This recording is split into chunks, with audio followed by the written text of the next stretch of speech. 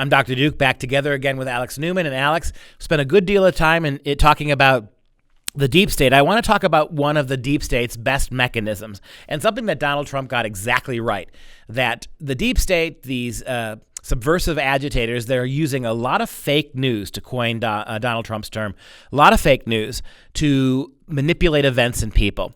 And let's just talk about some examples of this. Take what the New York Times, which is considered the paper of record, right? The New York Times, commemorating the death of Mao Zedong, very recently had to pull down one of their tweets. What did the tweet say about one of the great mass killers in perhaps the biggest mass killer in human history? Yep.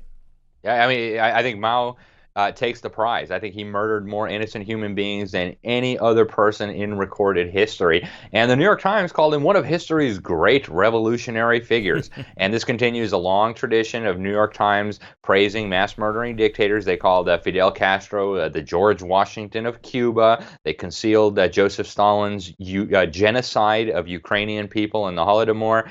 So, the New York Times has a long track record of praising and covering up crimes of communist dictators and demonizing freedom fighters and liberty activists and Christian people. The New York Times is representative of the rest of the fake media. They may be a little worse than some of the others, certainly no worse than CNN in these, but it represents very well what the fake media has become.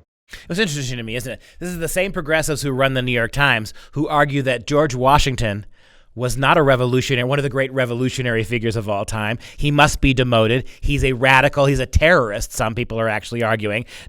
Washington engaged in terrorist acts against the British Empire.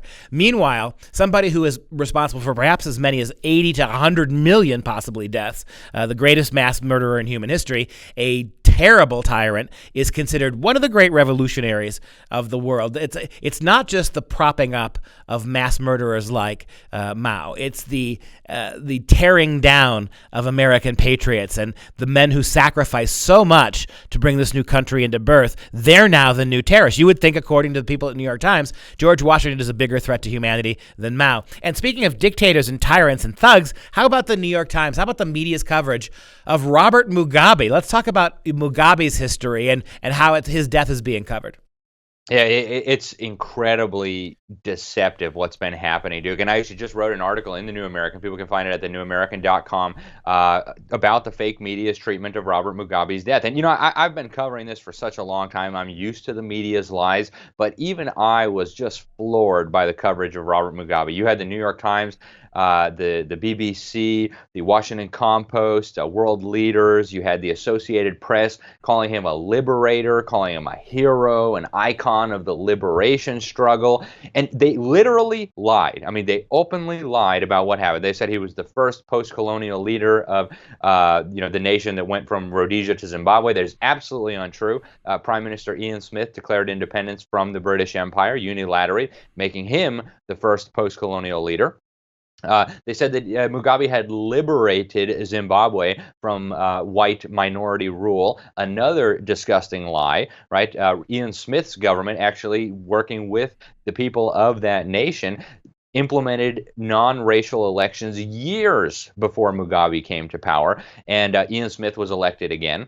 Then after that, a black man was elected to lead that nation, a bishop, a moderate, a Christian who was not a communist terrorist, and somehow the New York Times has just completely scrubbed all of this from the history record. They don't tell you about the genocide that Mugabe perpetrated against the Ndebele people in Matabele land. They rarely talked about the ethnic cleansing of white farmers that caused that nation to go from a bread basket, literally feeding the African continent, to depending on the UN and the American taxpayer for food aid. I mean, the deception is just piled on top of deception to the point where you can't even believe that these people exist in reality, and yet they're trying to sell us on this narrative. It just is mind-blowing, Duke.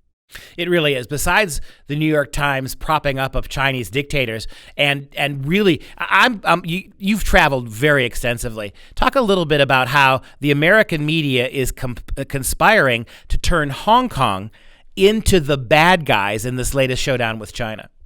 Oh, it's absolutely what's happening, and we see them painting these protesters as unreasonable. And this has been going on for a long time now, with trying to cover up communist Chinese crimes. You never hear about the atrocities being perpetrated against Christians. You never hear about this stuff in the media. China is painted as this, wonderful superpower. In the age of Trump, they've actually been painting China as the keeper of the world order, right? They invite the dictator of China to come speak at the World Economic Forum, give the keynote speech. And now we see the demonization of these protesters in Hong Kong. Oh, look, they're singing the American national anthem. They're holding American flags. They must be stooges of the American empire, right? Absolute baloney. They just look to America as a free country, as a source of inspiration. It's just so grotesque to see it, Duke. But I think on the bright side, a lot of this is really depressing information. But on the bright side, the majority of the American people now recognize that they are being deceived by the fake media. We saw this very clearly in the 2016 elections, when the American people openly defied the media and elected Trump. And I think we're going to see a lot more of it. I think the American people, we may have been born at night, but we weren't born last night. We are not stupid enough to fall for this. Now, in the age of the internet, all the Google censorship and Facebook shadow banning and censorship in the world is not going to be able to perpetuate these lies. Yeah, and again, the hypocrisy of this. The tyrant of China basically elects himself, grants himself power for life, right? And that is unremarkable to Western media. Oh, so the leader of the president. Oh, exactly, right. He's a president, right? All they can talk about is Trump. Trump is a bigger villain. The President Xi is the actual victim here. He's the sympathetic figure. And we talk about 9/11. We would be remiss not to talk briefly here at 9/11 and some of the lies that the progressives are making. We've already heard Ilhan Omar make her comment, right, that 9/11, what's all the fuss about the fact that some people did something to someone? CARE was founded after 9/11 because they recognized that some people did something and that all of us were starting to lose access to our civil liberties. One of the sons of somebody who died in 9/11 called her out today during the celebration, and we've got the New York Times, who's got themselves in trouble again. They had to pull down an article which basically made the observation that planes on this day, we commemorate the idea that planes took aim at buildings on 9/11. No mention of the terrorists, no mention of Saudi Arabia, no mention of radical Islam or terrorism. Planes decided to take aim at the World Tower buildings. Yeah, it's just more fake media, fake news from the establishment. And it's so perfectly representative of what they do. Whenever something comes up that they want to not focus on, they just use headlines like that. They deflect attention, or they just don't report it. If they have to report it, they find a way to spin it.